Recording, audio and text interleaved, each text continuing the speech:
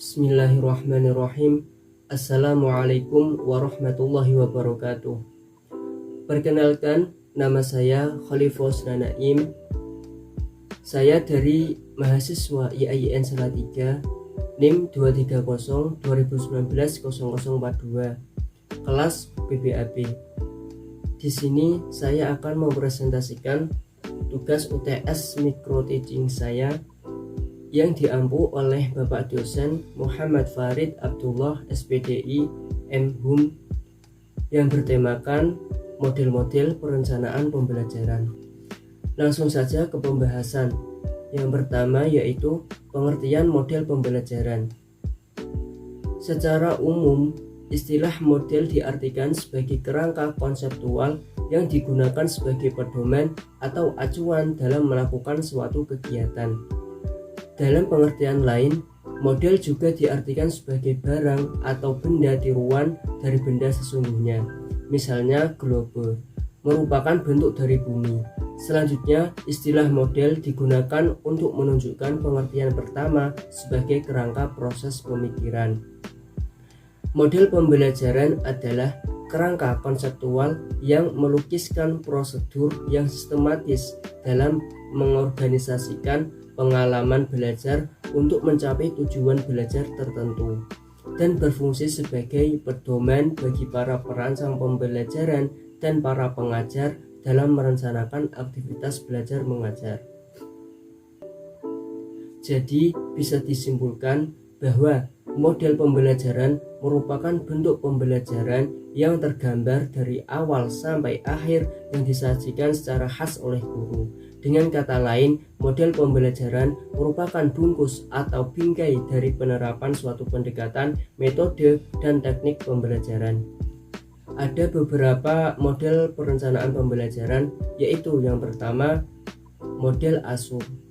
Menurut Slamdino DKK 2005 dalam bukunya, model ASUR merupakan suatu panduan yang digunakan untuk merencanakan pembelajaran berupa kombinasi materi, metode, teknologi, dan media pembelajaran. Dalam model ASUR, pendidik memiliki peran untuk merencanakan penggunaan media dan teknologi dalam pembelajaran di kelas. Haynes mengungkapkan bahwa model desain pembelajaran ini terdiri atas 6 tahap kegiatan sebagai berikut. Yang pertama, analysis learners atau menganalisis peserta didik. Yang kedua, status objectives atau menyatakan tujuan. Yang ketiga, select methods, media, and material atau memilih metode, media, dan materi. Yang keempat, utilize media and materi atau memanfaatkan media dan materi. Yang kelima, require learners participation atau membutuhkan partisipasi belajar. Yang terakhir yaitu evaluate and revise atau evaluasi dan revisi. Model yang kedua yaitu model ADI. Salah satu model desain pembelajaran yang sifatnya lebih generik adalah model ADI. Analysis, Design, Develop, Implement, Evaluate. ADI muncul pada tahun 1990-an yang dikembangkan oleh Reiser dan Molinda. Salah satu fungsi ADI yaitu menjadi pedoman yang membangun perangkat dan infrastruktur program pelatihan yang efektif, dinamis, dan mendukung kinerja pelatihan itu sendiri.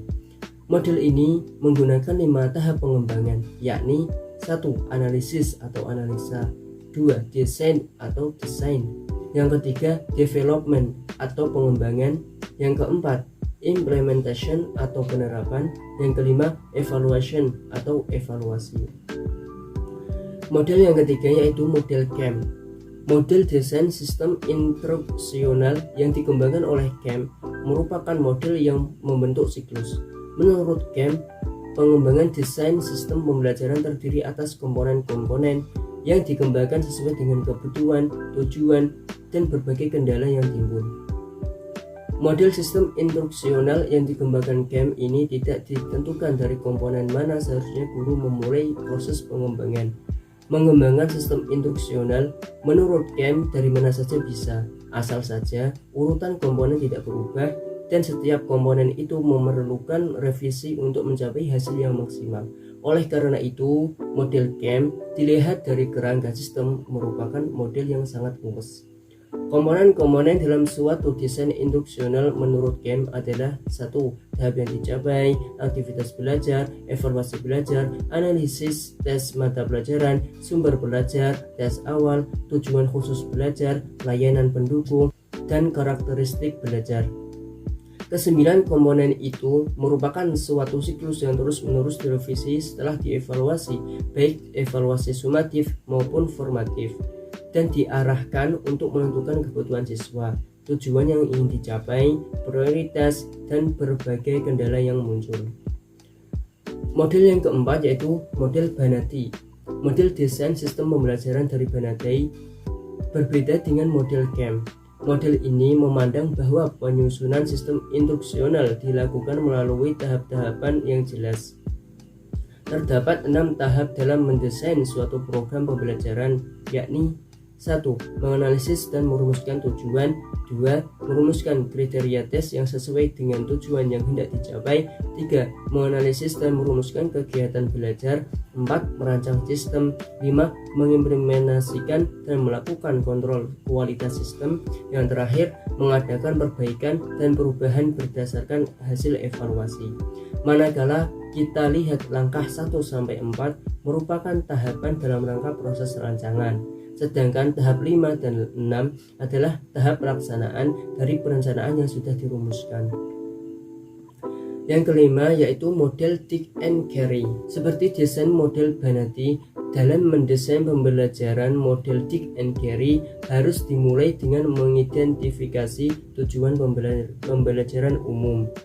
Menurut model ini, sebelum desainer merumuskan tujuan khusus yakni performance goal, perlu menganalisis pembelajaran serta menentukan kemampuan awal siswa terlebih dahulu. Mengapa hal itu perlu dirumuskan? Oleh sebab itu, rumusan kemampuan khusus harus berbeda dari kemampuan dasar atau kemampuan awal. Manakala telah dirumuskan tujuan khusus yang harus dicapai selanjutnya dirumuskan dalam bentuk criterion reference test, artinya tes yang mengukur kemampuan penguasaan tujuan khusus. Untuk mencapai tujuan khusus selanjutnya, dikembangkan strategi pembelajaran, yakni skenario pelaksanaan pembelajaran yang diharapkan dapat mencapai tujuan secara optimal. Setelah itu melakukan evaluasi, yakni evaluasi formatif dan evaluasi sumatif. Evaluasi formatif berfungsi untuk menilai efektivitas program dan evaluasi sumatif berfungsi untuk menentukan kedudukan setiap siswa dalam penguasaan materi pelajaran. Berdasarkan hasil evaluasi ini, selanjutnya dilakukan umpan balik dalam merevisi program pembelajaran. Model ini termasuk ke dalam model prosedural. Langkah-langkah desain pembelajaran menurut Think and Carry adalah 1. Mengidentifikasikan tujuan umum pembelajaran. 2. Melaksanakan analisis pembelajaran. 3. Mengidentifikasi tingkah laku, masukan, dan karakteristik siswa. 4. Merumuskan tujuan performansi. 5. Mengembangkan butir-butir tes acuan patokan. 6. Mengembangkan strategi pembelajaran. 7. Mengembangkan dan memilih materi pembelajaran. 8. Mendesain dan melaksanakan evaluasi formatif. 9. Merevisi bahan pembelajaran. Dan terakhir, mendesain dan melaksanakan evaluasi sumatif. Model yang keenam yaitu model PPSI atau prosedur pengembangan sistem instruksional.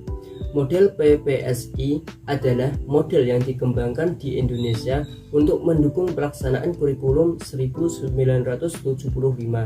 PPSI berfungsi untuk mengefektifkan perencanaan dan pelaksanaan program pembelajaran secara sistematis untuk dijadikan sebagai pedoman bagi guru dalam melaksanakan proses belajar mengajar.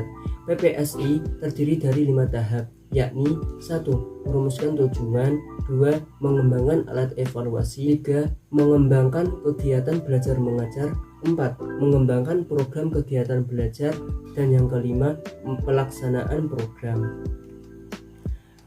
Model yang terakhir yaitu model Gerlach dan Ellie. Model pengembangan instruksional yang dikembangkan oleh Gerlach dan Ellie ini dimaksudkan untuk pedoman perencanaan mengajar. Menurutnya, langkah-langkah dalam pengembangan instruksional terdiri dari yang pertama yaitu merumuskan tujuan instruksional, 2. menentukan isi materi pelajaran, yang ketiga menentukan kemampuan awal peserta didik, yang keempat menentukan teknik dan strategi, yang kelima pengelompokan belajar, yang keenam menentukan pembagian waktu, yang ketujuh menentukan ruang, yang kedelapan memilih media instruksional yang sesuai, yang kesembilan mengevaluasi hasil belajar, dan yang terakhir menganalisis umpan balik. Sekian dari saya, kurang lebihnya saya mohon maaf yang sebesar-besarnya. Akhir kata, wassalamualaikum warahmatullahi wabarakatuh.